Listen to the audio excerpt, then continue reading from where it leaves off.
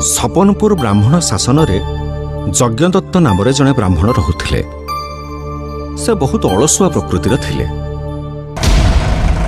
ସେଥିପାଇଁ ତାଙ୍କ ସ୍ତ୍ରୀ ଅଳକାଙ୍କ ସାଙ୍ଗରେ ତାଙ୍କର ପ୍ରାୟ ସମୟ କଳି ହେଉଥିଲା। ଯଜ୍ଞଦତ୍ତ ସବୁଥର ପାଟିତୁଣ୍ଡ ପରେ ଘର ଛାଡ଼ି ପଳାନ୍ତି, କିନ୍ତୁ ପୁଣି ଥରେ ଘରକୁ ଫେରି ଆସନ୍ତି।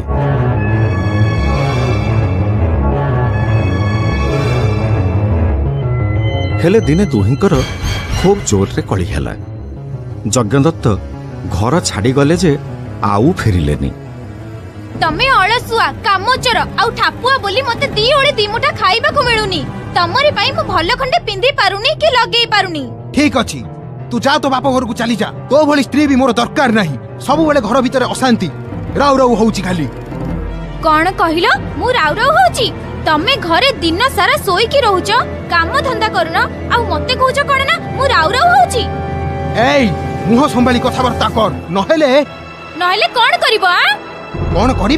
କଣ କରିବି ଦେଖିବୁ। ଆଜି ଘର ଛାଡି ପଳେଇବି, ରହିବିନି ମୁଁ ଏଠି। ହଁ ମ ଯାଅ, ମୁଁ ଏମିତି କେତେ ଥର ଦେଖିଲିଣି ତମର ଘର ଛାଡିବାର। এইটা কিন্তু শেষ থর। ହଉ ଶୁଣ, ପରେ ଯେବେ ଏଠିକି ଆସିବ ସୁନା, ରୂପା, ହୀରା, ନୀଳା, ଅସରପି, ମଣି, ମାଣିକ ନେଇକି ଆସିବ, ହେଲା? ହଉ, ଧନ ଆଣିଲେ ଏଠିକି ଆସିବି, ନହେଲେ ନାହିଁ, ହେଲା? ଯାଉଛି ମୁଁ। ହଁ ଯାଅ।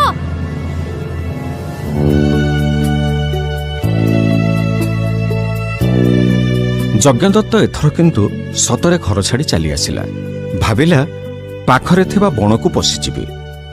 ବାଘ ବା ଭାଲୁ ଥିଲେ ଖାଇଦେବେ ତ କଥା ସରିଯିବ, ଜୀବନ ରଖି ଲାଭ ନାହିଁ।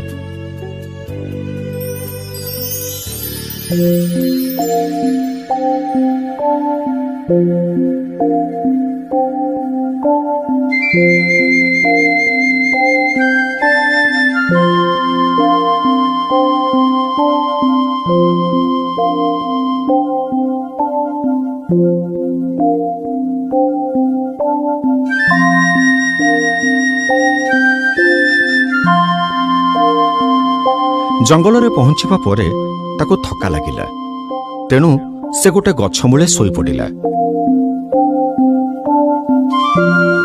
ଗଛରେ ଥିବା ଦିଟା ଚଢ଼େଇ ତାକୁ ଦେଖିଲେ। ଜାଣିଲୁ, କାଲି ନା ସିଂହରାଜଙ୍କ ବାପର ଶ୍ରାଦ୍ଧ। ତାଙ୍କ ମନ୍ତ୍ରୀ ହିସାବରେ ମୋର ଅନେକ ଦାୟିତ୍ୱ। ପ୍ରଥମେ ମତେ ବ୍ରାହ୍ମଣ ଖୋଜିବାକୁ ହବ ଶ୍ରାଦ୍ଧ ପାଇଁ। ଠିକ କଥା କହିଛ। ଆରେ ଏଠି ଜଣେ ବ୍ରାହ୍ମଣ ଶୋଇଥିବା ଭଳି ଲାଗୁଛି। ହଁ ସତରେ ତ, ତାଙ୍କ ସହ କଥା ହେଲେ ହୁଅନ୍ତା। ବ୍ରାହ୍ମଣ ଦେବ, ବ୍ରାହ୍ମଣ ଦେବ, ବ୍ରାହ୍ମଣ ଦେବ, ବ୍ରାହ୍ମଣ ଦେବ। ମୁଁ ସିଂହରାଜଙ୍କର ମନ୍ତ୍ରୀ। ଶୁଣ, କାଲି ସିଂହରାଜଙ୍କର ବାପର ଶ୍ରାଦ୍ଧ। ତମକୁ ଶ୍ରାଦ୍ଧ କର୍ମ ପାଇଁ ଯିବାକୁ ହେବ। ସିଂହ ପାଖକୁ? ଏଲୋ ବୋପାଲୋ। ବ୍ୟସ୍ତ ହୁଅନି, ସେ ତମର କୌଣସି ଅନିଷ୍ଟ କରିବେନି। ପାଗଳ ନା କଣ? ସିଂହ ପୁଣି ମଣିଷକୁ ଛାଡ଼ିଦବ? ଦେଖ, ମୁଁ ମନ୍ତ୍ରୀ ହିସାବରେ ତମକୁ କଥା ଦଉଛି, ତମର କିଛି ବି ହବନି। ତା ଛଡା ତମକୁ ଦକ୍ଷିଣା ବି ମିଳିବ।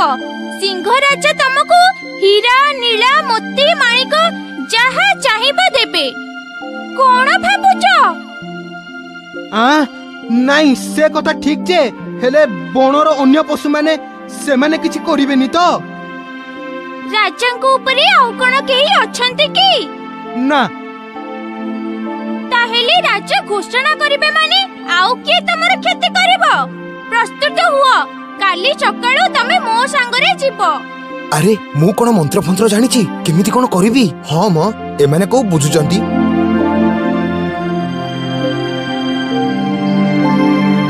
ରାତି ପାହି ସକାଳ ହେଲା। ସିଂହରାଜା ଘୋଷଣା କଲେ ତାଙ୍କ ବାପାଙ୍କ ଶ୍ରାଦ୍ଧ ପାଇଁ ବ୍ରାହ୍ମଣ ଆସୁଛନ୍ତି, ତେଣୁ ତାଙ୍କର କେହି ବି କିଛି କ୍ଷତି କରିବେନି।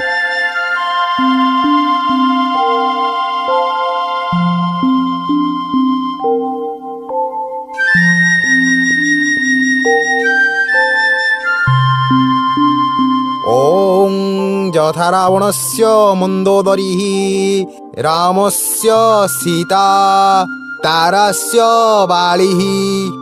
ତାପରେ କଣ? ଓଂ ଇଂ କ୍ଲିଂ ବ୍ଲିଂ ଚାମୁଣ୍ଡାୟ ବିଚେ ସ୍ୱାହା। ଠିକ୍ ସମୟରେ ବ୍ରାହ୍ମଣ ଦେବ ପହଞ୍ଚି ଶ୍ରାଦ୍ଧ କର୍ମର ଆୟୋଜନ କଲେ। ହେଲେ ବ୍ରାହ୍ମଣ ତ ଅଳସୁଆ, ମନ୍ତ୍ରଫନ୍ତ୍ର କିଛି ଜଣା ନଥିଲା, କିନ୍ତୁ ବୁଦ୍ଧି ଖଟେଇ ଶ୍ରାଦ୍ଧ କାମ ସାରିଦେଲେ। ସିଂହରାଜ ବି କିଛି ବୁଝିପାରିଲେନି। ଶ୍ରାଦ୍ଧ ନାଁରେ ଠକିକି ବହୁ ଧନରତ୍ନ ନେଇ ଆସିଲା ବ୍ରାହ୍ମଣ।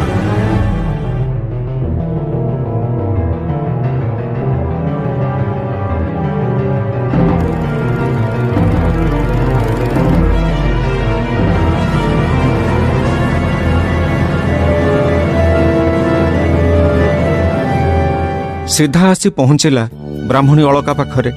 ଅଳକା ଯଜ୍ଞଦତ୍ତକୁ ଦେଖି ଖୁସି ହେଇଗଲା।